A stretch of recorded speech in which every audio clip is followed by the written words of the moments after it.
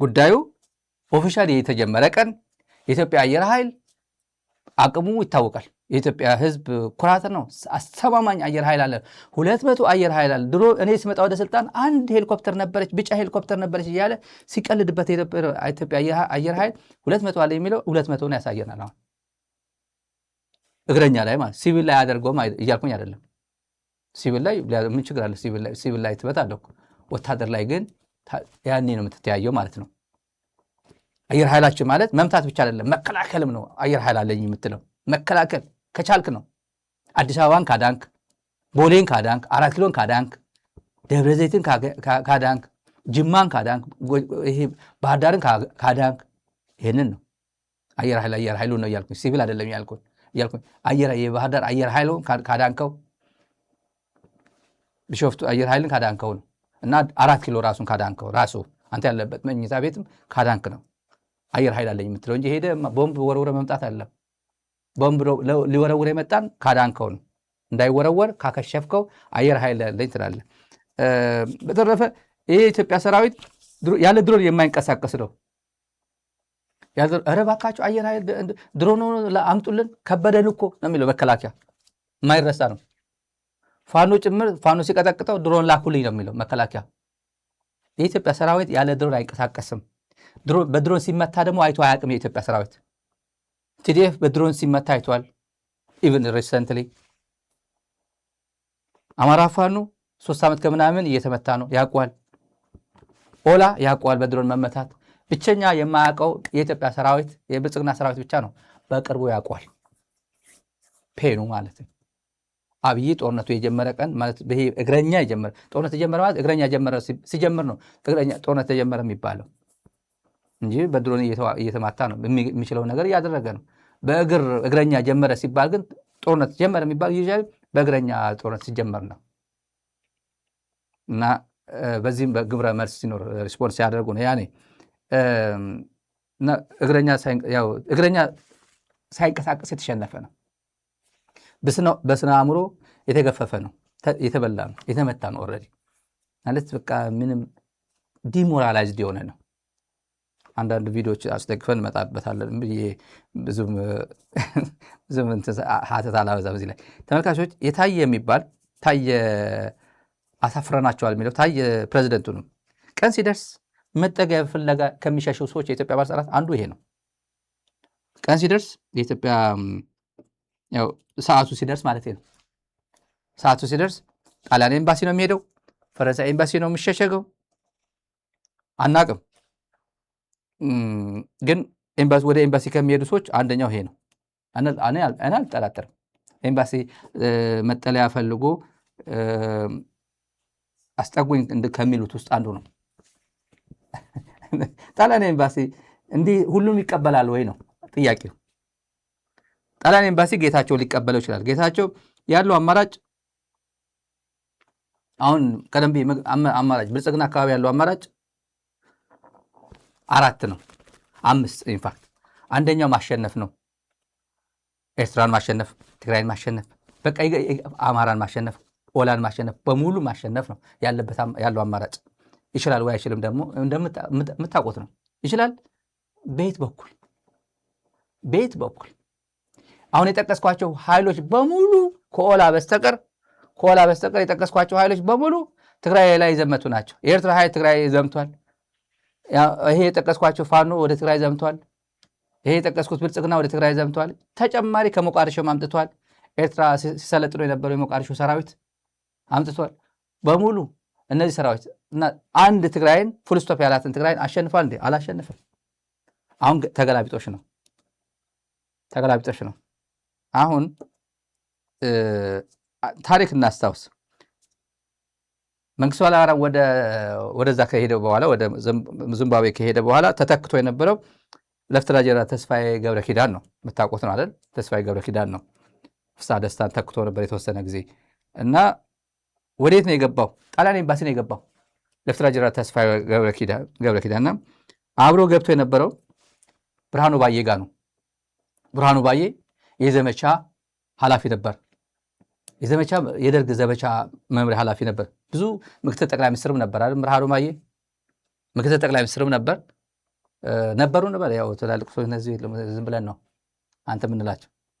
የዘመቻ መምሪያ ነበር አክቲቭ። መጨረሻ ላይ ወደ ጣሊያን ኤምባሲ ሲገባ ብርሃኑ ባየና ያኛው ደግሞ ሀገሪቱ ከመንግስት በኋላ ተረክቦት ነበር።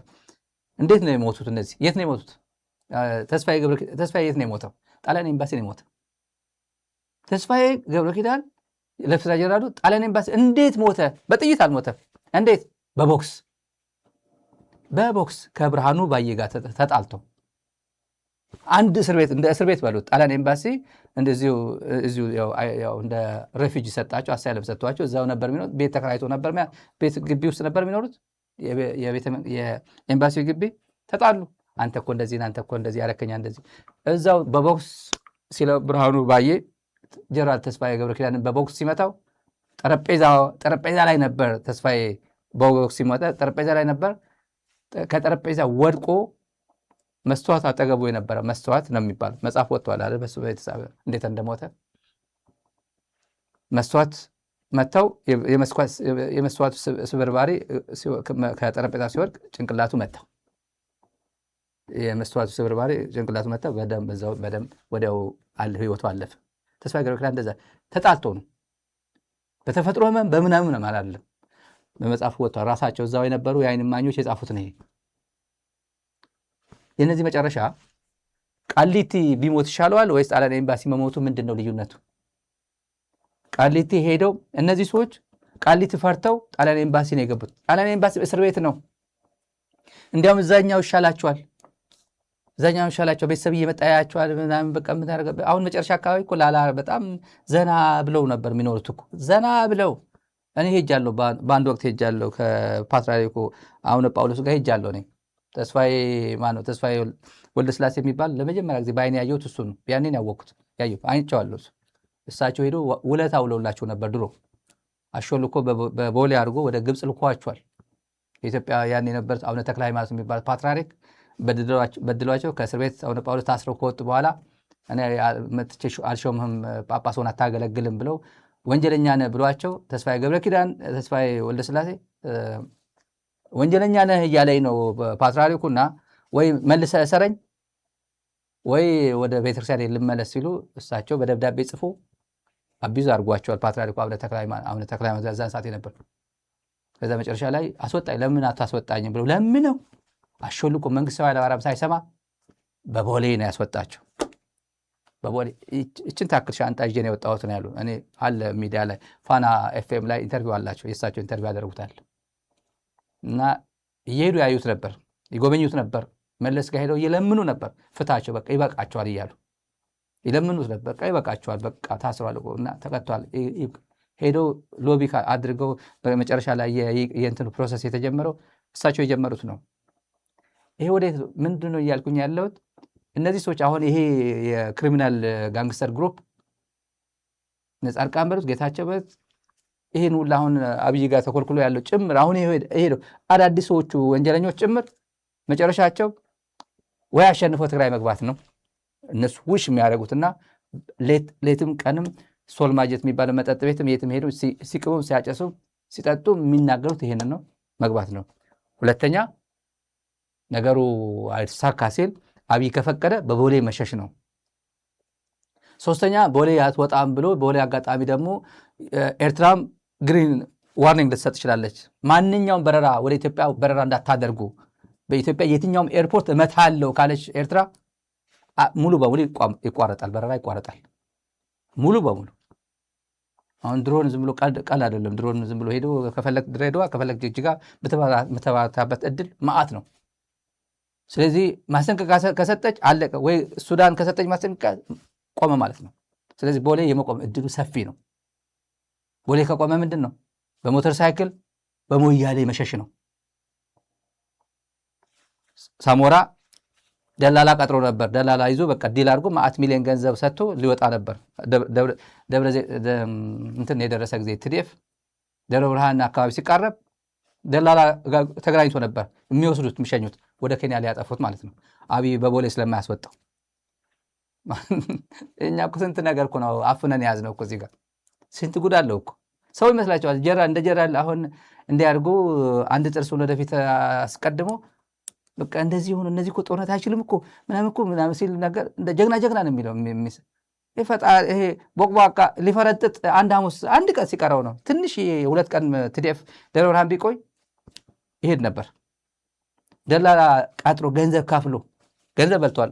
ገንዘብ አልተመለሰም። በዚህ አጋጣሚ አልመለሱ ሰዎቹ ሰጥተናል ኦልሬዲ ብለው ማለት ነው። እና ከፋፍለናል ኦልሬዲ ይሄን የሚያደርጉ ፋሲሊቴት ለሚያደርጉ ከፋፍለናል አልመለሰም ገንዘቡ።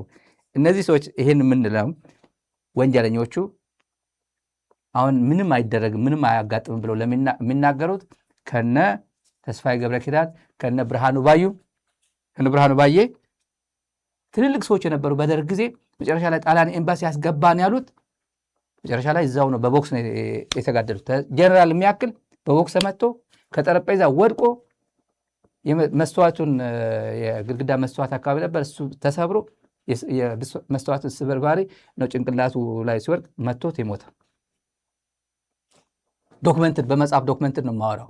ሌሰን እንዲሆናቸው ለነዚህ ጀነራል ነኝ ፕሬዚደንት ታዬ ነኝ እገሌ ነኝ የምትለው ነገ ጠዋት ጊዜው ሲደርስ አብይ የሚያድን አይደለም። ሁሉም ኤምባሲ ፍለጋ ጌታቸው ጣሊያን ኤምባሲ ነው ተስፋ የሚያደርገው ጓደኛዬ ነው የሚለው እቺ ፒያሳ አካባቢ ያለች የጣሊያን ማን የምትባል ሬስቶራንት አለች ፓስታ ምናምን የሚበላባት ከድሮ ጀምሮ ጓደኛዬ ነው የሚለው ጣሊያን ኤምባሲ እሱ ተስፋ የሚያደርገው በሞያሌ ካልቻለ በቦሌ ካልቻለ እና መቀለ አሸንፎ መቀለ ካልገባ ቃሊቲ አይፈልግም ጌታቸው። እንደዚህ ቆላተንቤና ቃሊቲ አይፈልግም። ጣሊያን ኤምባሲ ነው የሚገባው። በዚህ አጋጣሚ ያው ስለምንነግረው ብዙም የሚደበቅ ነገር ስላልሆነ ታዬ ጋር እንሂድ። የታየ ጉድ ስሙ። ኢትዮጵያ ምርጫ እንትኗን የሚያንቋሹ የኢትዮጵያ ምሁራን ኢትዮጵያ የሚያውቁ ይሏቸዋል። ፕሮፌሰር መራራ ጉዲና ነው የሰደበው ያንቋሸሸው። ታዬ ሰው ሆኖ ታዬ እኮ ማለት ታዬ ላይሸሽ ይችላል። አንድ ሰው እነግራቸዋለሁ። ታዬን አስቀድመው መጀመሪያ ታዬን አስቀድመውና ታዬ ይሸሻል አይሸሽም አለኝ አንድ ሰው። ያለኝም ምክንያት እነግራቸዋለሁ። ማለት ፖለቲከኛ ስለሆነ የታዬን ጉዳይ አይሸሽም ከኢትዮጵያ አይሸሽም አለኝ። ኢትዮጵያን የተረዱ የሚመስላቸው አንዳንዶች ግን የኢትዮጵያን የፖለቲካ ሂደት በወጉ አላወቁትም፣ ሊያውቁትም አልቻሉትም። የኢትዮጵያ የፖለቲካ እና የህይወትን ስብጥር ግጥምጥሞሽ ያስመስሉታል፣ ሜካኒካል ያስመስሉታል። ስሪቱንም በዛ መልክ ሊገልጹት ይሞክራሉ። ሩህ በራሳቸው ባህል በራሳቸው ስሪት ሳይሆን ሌሎች በጻፉት ነው አገራት የሚመዘኑት። ስለዚህ መመዘኛዎችን ጥሰን አልፈናል። የኢትዮጵያን መገለጥ አግድመው ሊተነትኑ የሞከሩትን ሁሉ አሳፍረናል በድምፃችን ተመን በመውጣታችን።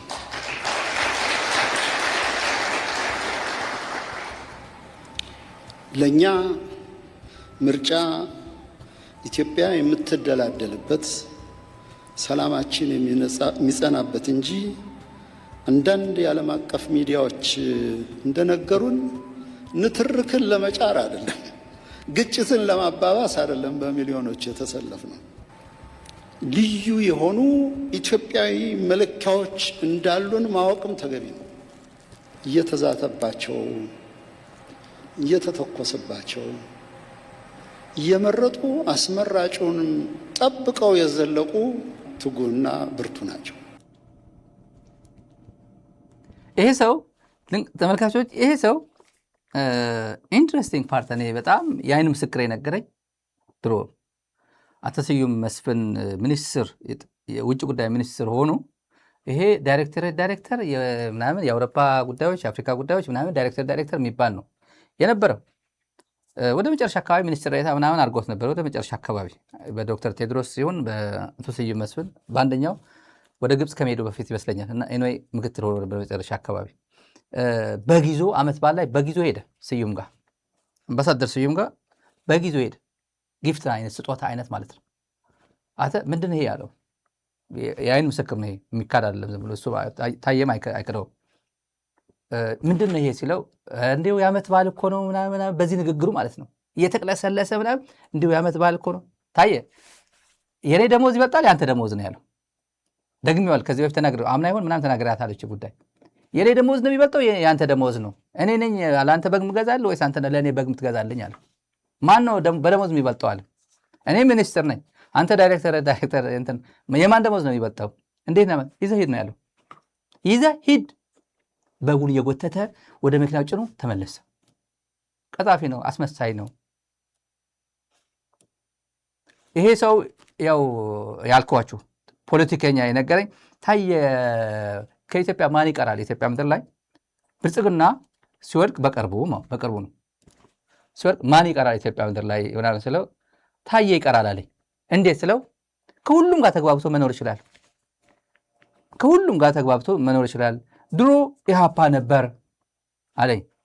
ከዛ ደርግ ሆነና እንደገና ደርግ ሲሸነፍ ፎረም 84 የሚባል አቋቋመ። የኢህአፓ ሰዎች ምናምን ተለቃቅሞ እንደና ብዙ ማለት ለኢትዮጵያ ይገነባሉ ተብለው እና አቶ በረከት ምናምን ኢንካሬጅ አድርጓቸው ይገባዋሉ። ለኢትዮጵያ ምርታማ የሆነ ነገር ያመጣሉ ተብሎ ኢንፑት ያመጣሉ ለኢትዮጵያ ተብሎ ኢንክሉሲቭ ይሆናል ተብሎ ማለት ነው። በነመለስ በነበረከት ጊዜ ተደርጎ ይሁን ተደርጎ ፎረም 84 የሚባል ገባ። ይሄ የፎረም 84 መስራች ሆነ ከደርግ። ፎረም 84ን ትቶ ኢህአዴግ ሆነ። ሎስ አንጀለስ ዳይሬክተር ሆነ ይመስለኛል። ሎስ አንጀለስ በኢህአዴግ ጊዜ ወደ ሲያትል ያው እዛ አካባቢ ሲያትል ኦሪጎን ወደ ካሊፎርኒያ እኔ ከቦታ ወጣ ሲል ወደ ሲያትል ቬጋስ አካባቢ ቅርብ ለቅርብ ያሉት ወደዛ አካባቢ ሲሄድ የትግራይ ኮሚኒቲ ማቆ ታሪክ ነው የምነግራቸው። የትግራይ ኮሚኒቲ በተለይ ቬጋስ አካባቢ ያላችሁ ኦሪጎን አካባቢ ያላችሁ ታውቁታላችሁ። የትግራይ ኮሚኒቲ ሙሉ ወጪውን አልጋው ምናምን ይሄ ሩሙን እና ወጪውን ምሳ ምናምን ጭምር ተደርጎ ኮሚኒቲው ካበር አድርጎለት ረሲቱን ማምጣ ይሏቸዋል። ረሲቱን ማምጣ የሚከፍለው ሌላው ነው ሌላ ነው፣ ግን ረሲቱን አምጣ ያለ ከዛ የት ነው የሚያወራደው?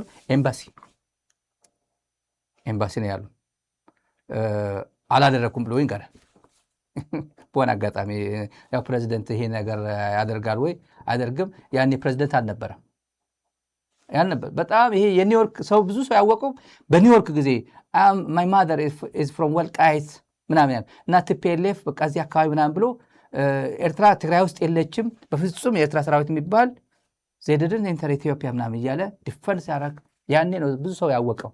ይሄ ሰው የማን ነው ያለው ታሪኩ ወደ ኋላ ስትሄዱ በተለይ የትግራይ ኮሚኒቲ ታየ ሲባል ነው የሚለው። ይሄ ዱርዬ ነው የሚለው በሙሉ አይ ነው። አሁን ሄድ ኦፍ ስቴት ነው ሰውየው። ዱርዬ ማለት ለኢትዮጵያ መስለም ነው በተዘዋዋሪ ታሪኩን ነገር። የግል ታሪኩ ግን ደርቲ ነው የግል ታሪኩ። አሁን ያለው የሀገር ኃላፊነት ተሸክም ያለው ፕሬዚደንት ነኝ ሊል ይችላል። ፕሬዚደንት ሆኖ ግን ፕሮፌሰር መረራ ጉዲናን ነው እዚህ ጋር ሲወርፋቸው የነበረው።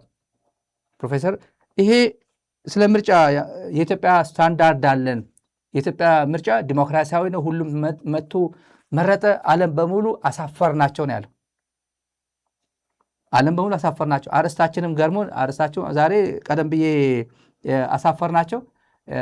አሳፍረናቸው የፕሬዝዳንት ታዬ ንግግር ነው እዚህ ጋር ያለው። ድንቅ የሆነ ርዕስ ስለሆነ ነው።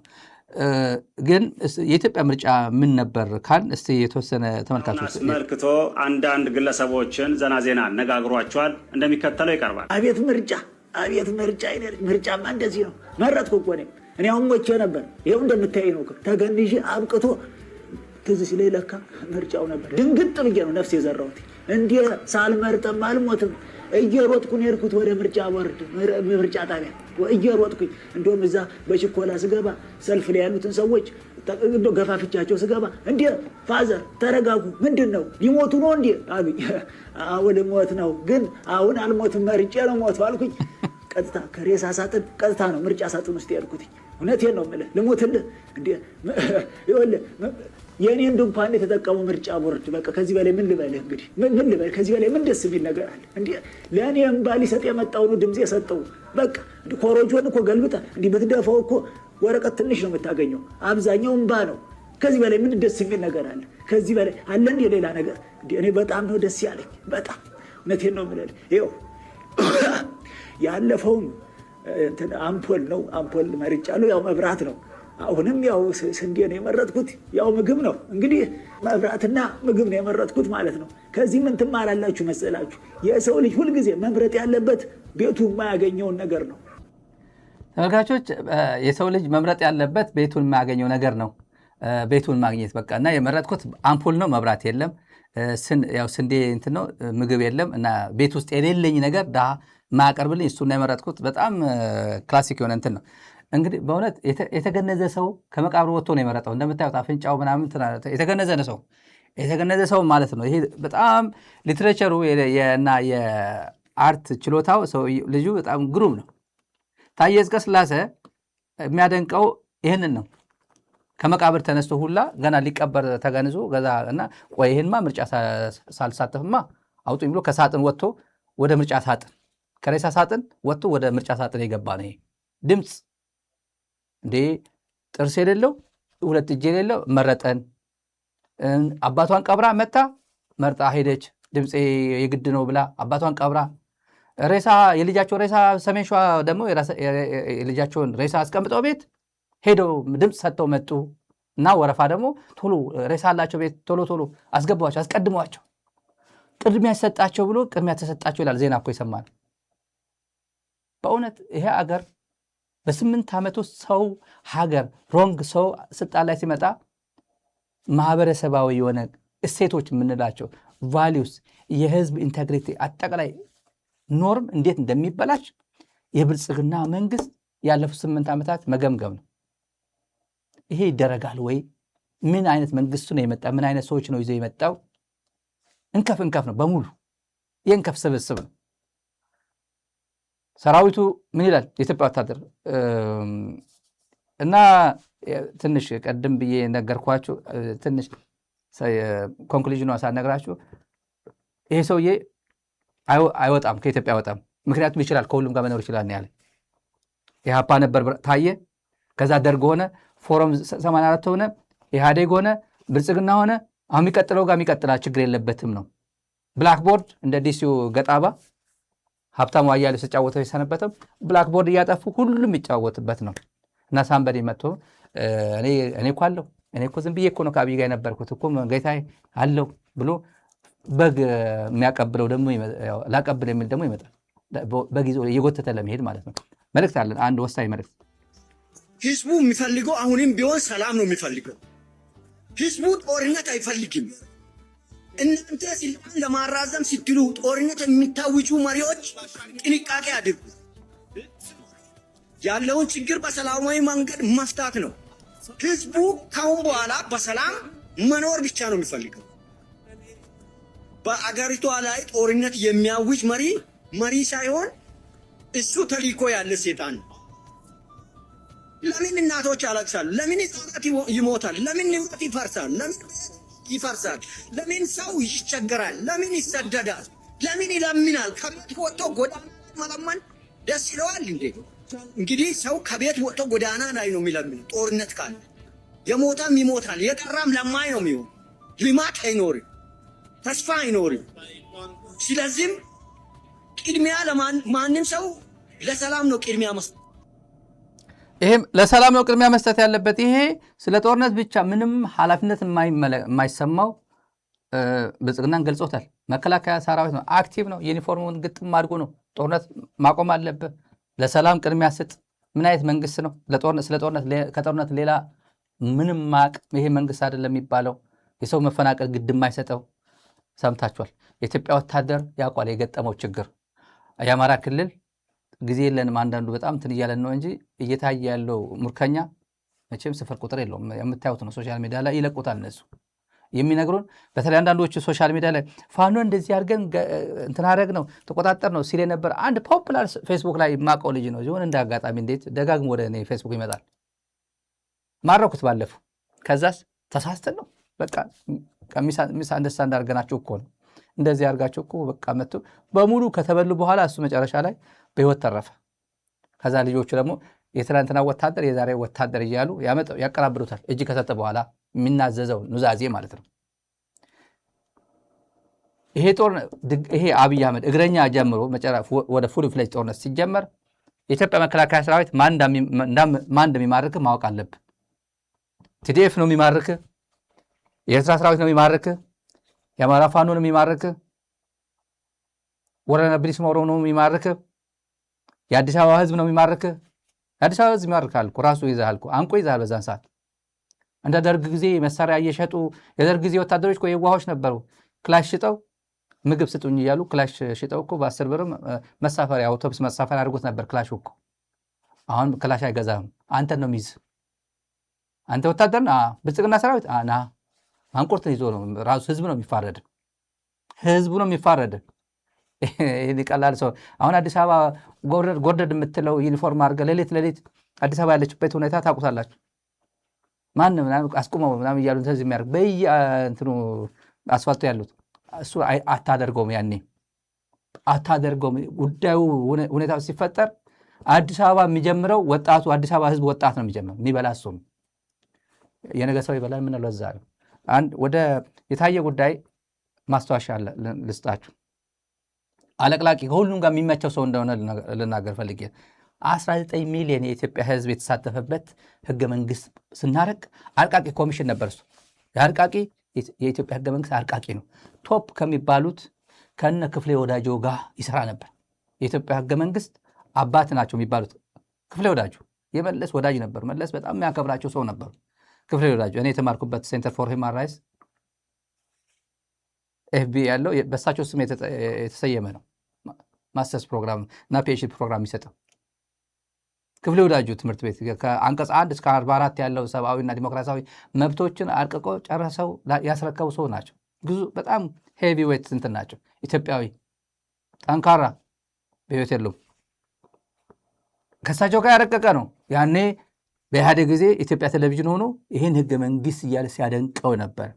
19 ሚሊዮን ህዝብ የተሳተፈበት አወያይተን ስናወያይም አለ የህገ መንግስት አረቃቀቅ ሂደቱ ፕሮሰስ ይሰርፍ ትክክል ነው፣ ትክክል አይደለም፣ ዋና ጥያቄያችን እሱ ነበር ይላል። ሲያሳምን የሄደበት ለማስታወስ ነው። 20 ሰከንድ ነች። የመንግስት ውይይቱ ላይ በ21300 ቀበሌዎች ውይይት ተካሂዷል። ትክክለኛ 19 ሚሊዮን 660 ሺህ ሰው ተሳትፏል። የህዝብ ግንኙነቱን መራ ስለነበረ ነው። በዛ ወቅት የነበረን የህዝብ ቁጥር 52 ሚሊዮን ነው።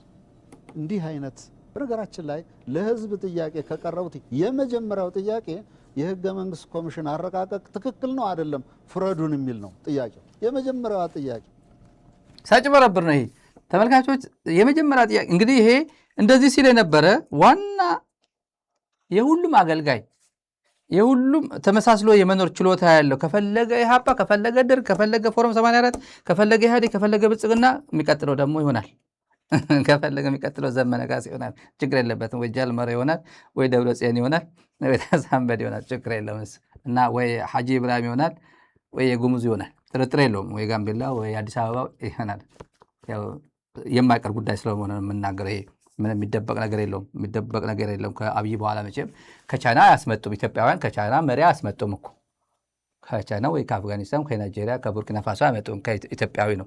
ከአንዱ ጋር ይጠጋል። ይሄ ሰውዬ ልደቱ ነው የሚሆነው፣ ጃዋር ነው የሚሆነው፣ ሳንበዲ ነው፣ ከዛ ወያኔ ነው የሚሆነው። አንዱ የአንዱ መቱ በጊዜ እየጎተተ ይመጣል። በጊዜ ለመመሳሰል በግ ይጎታል። ለዚህ ፕሮፌሰር መረራ አንድ ጨምርና ወደ የእንትና ጉድ ልንገራ። ወደ ክንደያ የሚባለው የመቀሌ ዩኒቨርሲቲ ቀጣፊ ወደ እሱ ሄዳለሁ።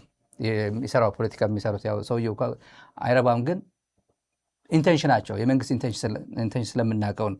ፕሮፌሰር መረራ በኢትዮጵያ ፖለቲካ 100% የትኛው በዓለም እንግዲህ ፖለቲካ ሳይንስ አስተማሪ ናቸው። የኢትዮጵያ ብቻ ሳይሆን የዓለም ፖለቲካ የሚተነትኑ ናቸው። አደ እንደዛ ፖለቲካ ሳይንስ ፕሮፌሰር ካለ የሁሉም ነው። የሆነ ወረዳ ላይ ምናምን ስፔሻላይዝ አድርጎ የሚተነትን አይደለም። ካድሬ ስራ ነው እሱ።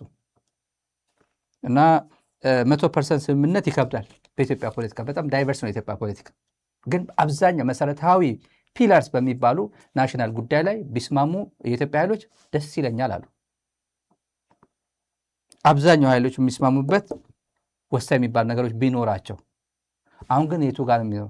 በባንዲራ አትስማማም፣ በኢትዮጵያ ሉዓላዊነት አይስማማም፣ ኢትዮጵያ ሉዓላዊነት ተጣሰ ሲባል እሰየው የሚል ኢትዮጵያዊ ተፈጠ አለ። ኢትዮጵያ ትግራይ ተወረደች ሲባል እሰየው፣ ኤርትራ ጦር መጥቶ ጉድ አደረጋ ሲባል እሰየው ደግ አደረጋቸው የሚል መግባባት አንችልም። ጉዳይ አለ። ሰው በባንዲራ ካልተስማማ፣ በሉዓላዊነት ካልተስማማ፣ በዜጎቹ ደህንነት ካልተስማማ፣ ጄኖሳይድ ሲፈጸም አብሮ የሚያጨበጭብ ትውልድ ከተፈጠረ ይሄ ከኔ ጋር መኖር አይችልም። ይሄ የኔ እኩይ አይደለም። ይሄ ፓስፖርቱን ነው መፈለግ ያለበት፣ ወይ እኔ ነኝ ፓስፖርት ፍለጋ መውጣት ያለብኝ። አንድ ፓስፖርት ተሸክመን መሄድ አንችልም። ለታየ የሚሆን መልስ ነው። ለታየ ነው። ሁሉም የኢትዮጵያ ፖለቲካ ኃይሎች 100% ላይሆን ይችላል። አብዛኛው የኢትዮጵያ ፖለቲካ ኃይሎች ምን መሬት ላይ ያለው መሰረታዊ ችግሮችን ለመፍታት አንድ የሆነ ብሔራዊ ስምምነት አንድ የሆነ ምናምን እና ለምሳሌ ቢደርሱ እኔ ደስታውን አልችልም። ግን ዝም ብሎ ለምን ገብቶ በሚሆንም በማይሆንም አይንቦጫረቅም የሚል ከሆነ እሱ ይቸግረኛል። ከአስተዳደግም ከራሴም ይቸግረኛል። የሚቸግረኝ መሰለ አላቅም እንዳልል አትሊስት ፖለቲካል ሳይንስ ተማሪ ነው የሚባለው። ገባ? የኢትዮጵያ ብቻ ሳይሆን የአፍሪካም የዓለምን ፖለቲካ እያስተማርክ ዓለም እንዴት የተሳካ ያልተሳካላቸው እንዴት እየደረሱ እያወቅ ማለት ነው። ወይ ለሆዴ ወይ ለሌላ ምክንያት ወይ ሰው እንዲህ ይላል በሚል ደረጃ የሆነ ነገር ውስጥ መግባት ይቸግርሃል። እሱ ነው ቸገረኝ። እንግዲህ ጥሩ ነው። እናመሰግናለን ፕሮፌሰር። የአዲስ አበባ አለ የነጌታቸው የቮድካ ቤት ነች። የሶልማጀት ቲም ይባላል።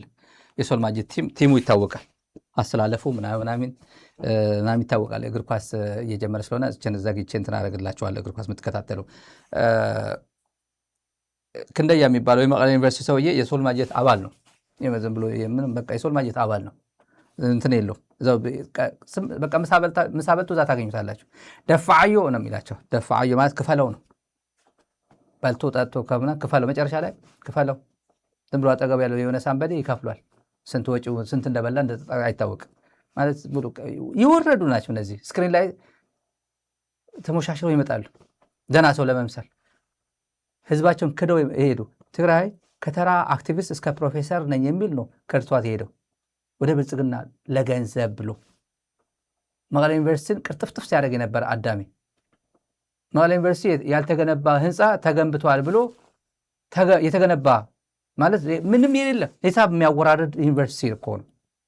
መቀሌ ዩኒቨርሲቲ እኮ ስንት ኃጢአቱ አሸክሙ ሲንቀሳቀስ የነበረ እኮ ነው። ያልተገነባ የፌዴራል ተቋም ነው። መቀሌ ዩኒቨርሲቲ ማጣራት የለበት የትምህርት ሚኒስቴር ነው። ትምህርት ሚኒስቴር ቼክ ማድረግ ነው። ህንፃው ተገንብቷል አልተገነባ ሄዶ ቼክ ማድረግ ነበረበት። አረጉ ተወራርደዋል ብሎ ከኮንትራክተሩ ጋር ሂሳብ ይዘጋሉ። ከዛ ወደሱ 70 ሚሊዮን ገንዘብ 70 ሚሊዮን ብር በህወሓት ግምገማ ላይ የተነሳ ነው። 70 ሚሊዮን ገንዘብ አለ የማይታወቅ አካውንት ላይ አለ ሲባል ሚስቴ እኮ ነጭ ነች፣ ሚስቴ ፈረንጅ ነች፣ እንግሊዝ የሆነ አውሮፓ ነው እንግሊዝ ነው ይመስለኛል። ይሄ ንብረት የቤተሰብ ነው በኑዛዜ በምናምን የሚገኝ የንብረት እንትን አግኝታ ነው፣ ጊፍት አግኝታ ነው፣ ውርስ ነገር አግኝታ ነው። እሱ አካውንቱ እኔ የእሷ ነው አለ። በዛ ዲፈንድ አደረጋቸው ህወሓት ግምገማ ላይ፣ ትልቅ ግምገማ ላይ ማለት ነው። ገንዘብ አለ 70 ሚሊዮን አካውንት አለ። የማን አካውንት የማን ብር ነው ሲባል ያኔ ድሮ እኮ ያሁን 70 ሚሊዮን ተራ የለው ዋጋ የለው። ያኔ ነው ያኔ የክልል በጀት ነው። አንዳንድ ክልል በጀት ነበር። ከዛ እኔ ግን ወደቀ፣ ከማዕከላዊ ኮሚቴ ወደቀ። ገምግመው ጣሉት። እንደገና መልሶ እንደገና መጡት እነ ቴዎድሮስ ሓጎስ ነፍሱን ይማረውና አሁን ብዙ ዋጋ የለውም። ያኔ ግዙፍ ሰው ነበር። ትግራይን የሚያንቀጠቅጥ ነበር። የህወሓት ጽሕፈት ቤት ኃላፊ ነበር። የህወሓት 10 ዓመት ነው 10 ምናምን ትግራይን አንቀጥቅጦ ነው የገዛው የትግራይን ካድሬ። የመቀሌ ዩኒቨርሲቲ ቦርድ ሊቀመንበር ነው። ከዛ አብሮ ይመጣሉ። የማይደረግ በሴት ዩኒቨርሲቲ ተማሪዎች ጭምር የማይደረግ በጣም ወንጀል ሲሰሩ ነበር። መጠጥ ቤት የመቀሌ ዩኒቨርሲቲ ጉድ አያልቅም፣ ተነግሮ አያልቅም። ይህ የሚያውቁት መቀሌ ህዝብ ብቻ ነው ያለው የሚያውቀው። እያየ ዝም ነው የሚለው። አቅም የለው ምንም ማለት ደግሞ ፖለቲካ ውስጥም ናቸው። እዚህ ጋር ዘራፊ ይዘርፋሉ፣ ደግሞ ፖለቲካ ውስጥ ይንቦጫረቃሉ። እና ይሄ ፖለቲካ እንደ ከለላ ነው ሲጠቀምበት የነበረው። ይዘርፋሉ እንደ ከለላ አቢዝ ያደርጋሉ ስንት ዜጎች ከዛ እንትን ያደርጋሉ። ያው በፖለቲካ ይሄ እኮ እንደዚህ እኮ ነው፣ ይሄ እኮ ካድሬ ነው፣ ይሄ እኮ ማዕከላዊ ኮሚቴ ነው እየተባለ እኔ ግን ወድቋ እንደገና ጣሉት፣ እንደገና አውጥቶ ወደ ላይ ድጋሚ ወድቆ ነው እንደገና እንትን ያደረጉት። ይሄ ሰውዬ ነው ማለት ከሁሉም የድፍረታቸው ድፍረት የሰቆጣ ዲክላሬሽን የሚባላል። ሰቆጣ ምናምን ዲክላሬሽን የአፍሪካ ህብረት እና የወርልድ ባንክ ፈንድ የሚያደርጉት ተቋም ነው። የህፃናት መቀንጨር የሚባል የህፃናት መቀንጨር እንትን ለማድረግ ገንዘብ ይበጅቱ ነበር። የተለያዩ ወረዳዎች ምስራቃዊ ዞን ምናምን የሚባሉ ይሄ በተለይ ወጀራት፣ ሳምረ፣ ግጀት ምናምን ሰባት የሆነ ቦታ ላይ የሰባት ወረዳዎች በጀት እዚህ ፕሮግራም ላይ በትግርኛ አጀንዳ አድርገነዋል። አጀንዳ አድርገነው ደንግጦ ቴክስት አድርጎልኛል። ይሄ ያውቃል፣ እሱ የሚያውቀው ነው። እንደየ ራሱ በፌስቡክ እንትን ያደረኩት መጥቶ ስክሪንሾት አድርጎ እባክህን ተወኝ ነው ቴክስት አድርጎልኛል። ሚዲያ ላይ ነው የምናገረው ያደረገው ስለሆነ ነው።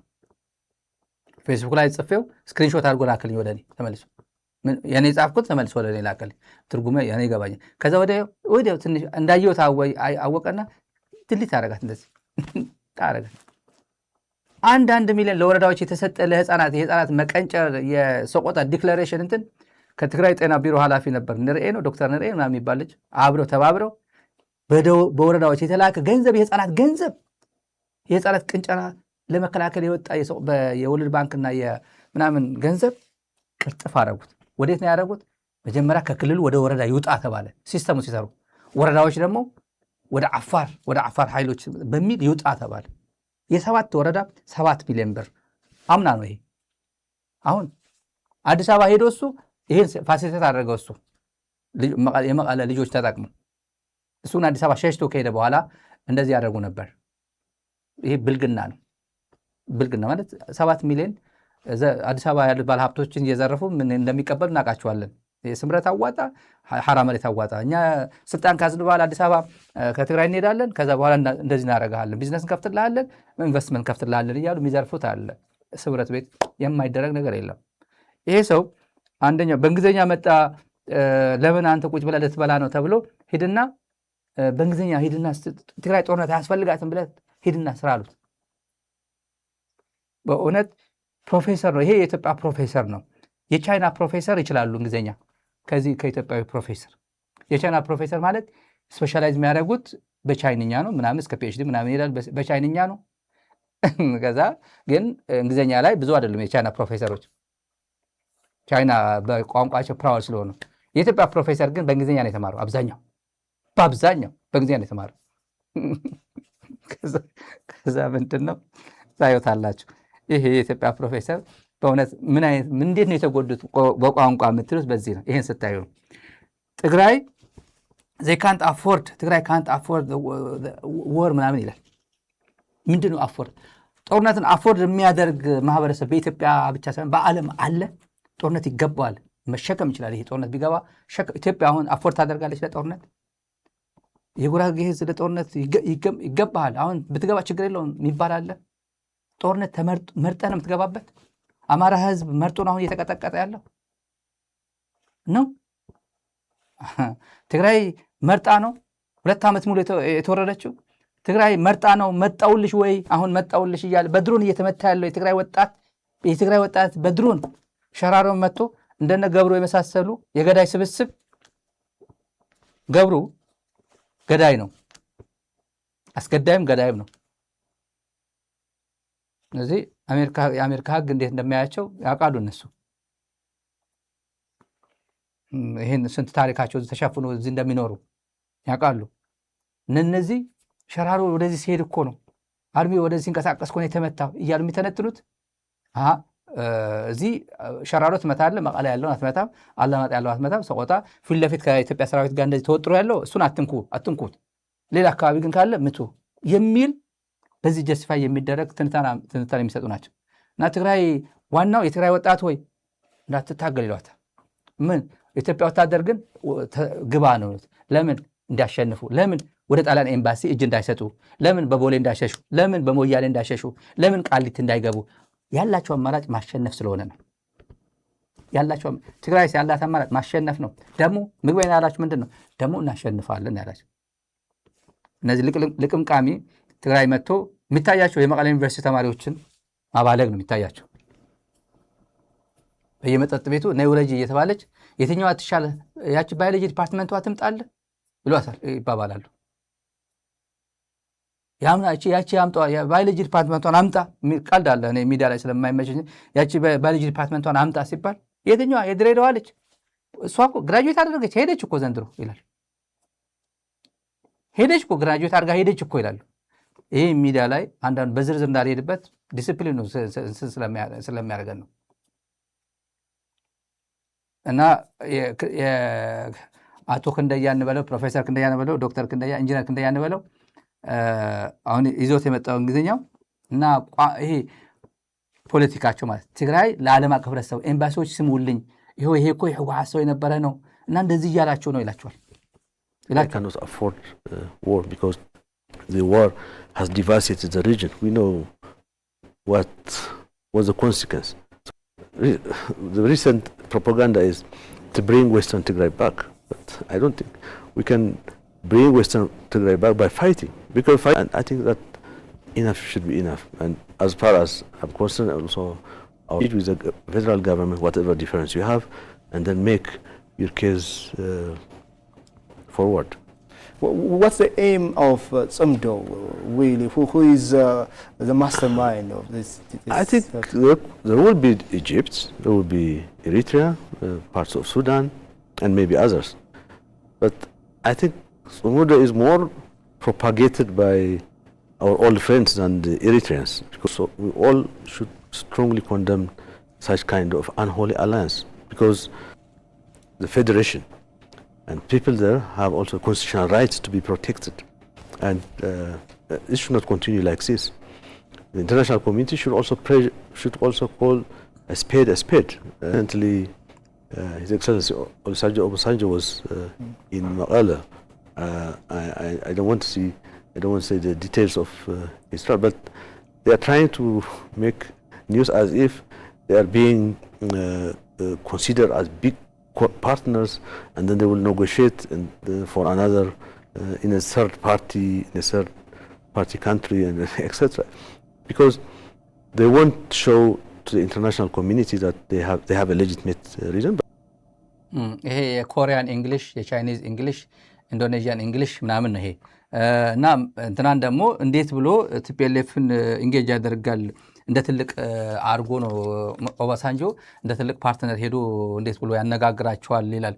ወደሽ ነው ቆማጤት ብለዋል እኮ ወደሽ ነው ቆማጤት ያለ ዶክተር ደረጀ ለእንደዚህ አይነት አጀንዳ ነው። እንዴት ብሎ ነው እነዚህ እኮ ህገወጥ ናቸው የሚለው ሚስተር ፕሬዚደንት እያለ አድሬስ ያደረገውን ማን ነው? የአብይ መልእክተኛ እኮ ነው። ኦባሳንጆ እኮ በአብይ ነው የተላከው።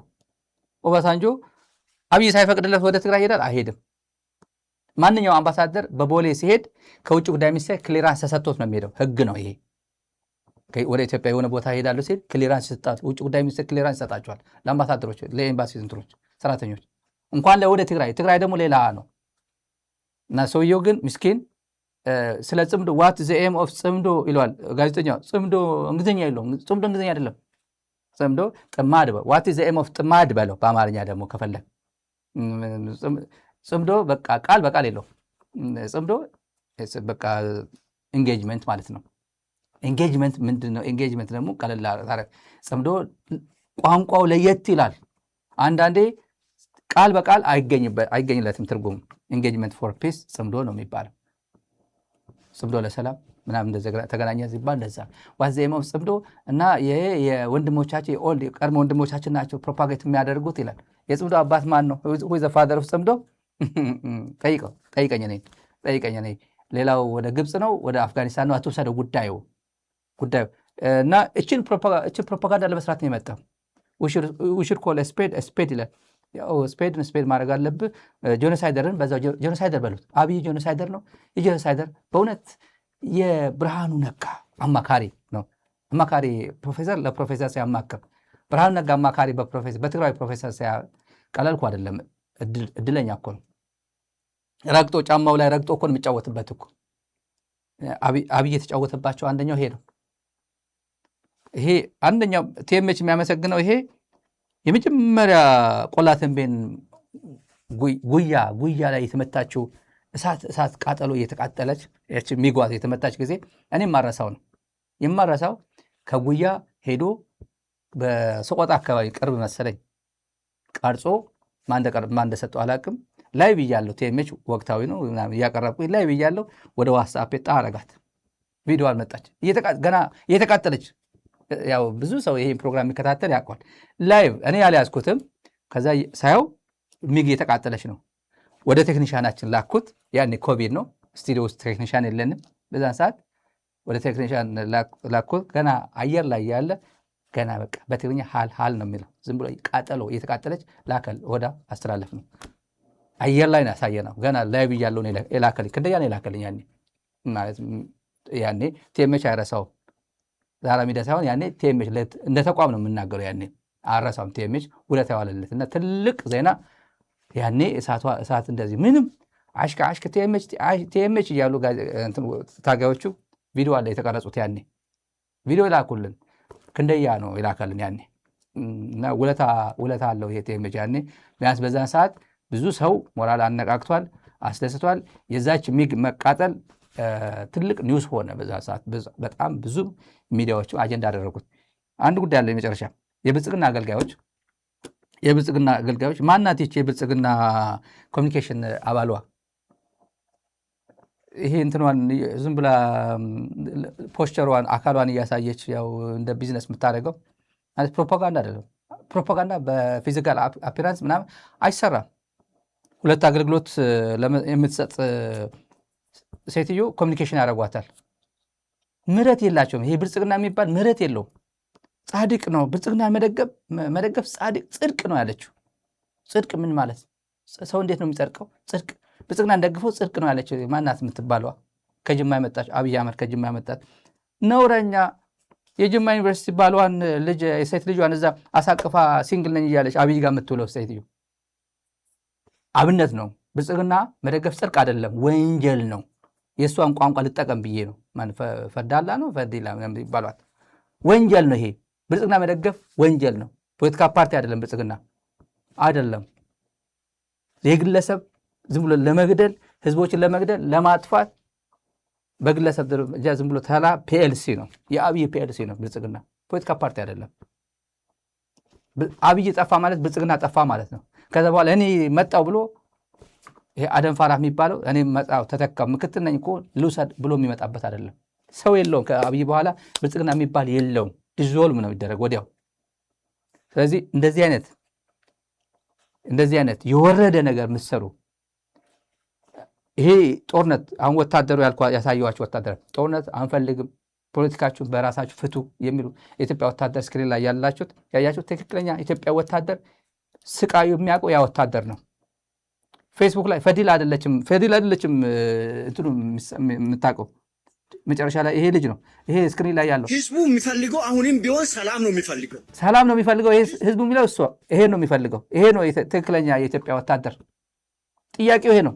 ተነጋገሩ ነው። ፈዲላ አይደለም የምትነጋገረው። ፈዲላዋን ዳሌዋን ማሳየት ትችላለች፣ መናገር ትችላለች፣ መሳደብ ትችላለች፣ መጻፍ ትችላለች። ችግር የለውም። ግን ዋጋ አለው መጨረሻ ላይ። ትክክለኛ የኢትዮጵያ ወታደር ይሄ ነው። ሂሳብ መጨረሻ ላይ ሲወራረድ ስክሪንሾት ይያዛል፣ ማስረጃ ይጠናቀራል፣ ቪዲዮዎች ይያዛሉ። ማን ምን አለ? አሁን ቀጥላችሁ በጣም እንትን ከሌላችሁ ጊዜ ከሌላችሁ ውሰዱ፣ ስክሪንሾት ውሰዱ፣ በማስረጃ በቪዲዮ እያነሳችሁ ማስረጃ እነዚህን መጨረሻ ላይ የትም የለም 40 ቁቁም ገብቶ የኢትዮጵያ ሕዝብ ወደ ፍርድ ቤት ይገትላቸዋል፣ ለፍርድ ያቀርባቸዋል። ለዚህ አሁን ላይሰማቸው ይችላል። አብይ እኮ ይልማ መርዳሳ እንዴት ነው አቅም እንዴት ነው? አሁን እኮ እኛ እኮ የምንተማመነው በእግረኛ አይደለም። እግረኛማ እኮ ሌላ ሸቀ እኮ ነው። አንድ ሐሙስ የቀረው እኮ ነው። ማንም ይለበልበው እኮ ነው። ፋኖ እኮ ሰልፍ የሚያስወጣው ነው። ኦላ እኮ ሰልፍ የሚያስወጣ ነው። ባጫ ደበሌ እኮ የኃይለ ገብረስላሴ ሩጫ ነው ያስባለ እኮ ያሉላ አባነጋ ኦፕሬሽን እኮ ነው። የትግራይ ነው። ትዲኤፍ ነው። የትዲኤፍ ብትርም አይታወቃል። ያለን እኮ አንተ አማራጭ ነው። እኔ ችግር ውስጥ ነኝ ይላል ይልማ መርዳሳ። ይልማ መርዳሳ ኦልሬዲ ያለኝ እኔ ያለኝ ቴክኖሎጂ ኤርትራ አለው፣ እኔ ያለኝ ቴክኖሎጂ አልቡርሃን አለው፣ አደጋ ውስጥ ነኝ ያለሁት ይላል። ስለዚህ እነሱም ይተዋወቃሉ። መሀል ላይ የቀረኸው መሀል አዳሪ አፍንና ዳሌን እያሳየ የምትኖርበት አዲስ አበባ አይኖርም ነው። ፕሮፓጋንዳ አይሰራም። እነዚህ መዝግቧቸው፣ ማስረጃ አጠናቅሩ፣ ለነገ ስለሚጠቅም ነው።